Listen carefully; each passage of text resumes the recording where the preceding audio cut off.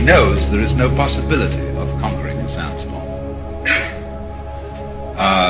So he kneels down, sort of in a fetal position, and takes his wool burnous and covers himself completely and waits until the storm is over. If he gets covered by sand, it is usually porous enough to admit some air for breathing. Or in the same way as an ocean liner in a typhoon, they just turn off the engines and drift. It's the only thing to do. So in the same way, if you ever get into this particular kind of psychic horrors, drift. Just let it be,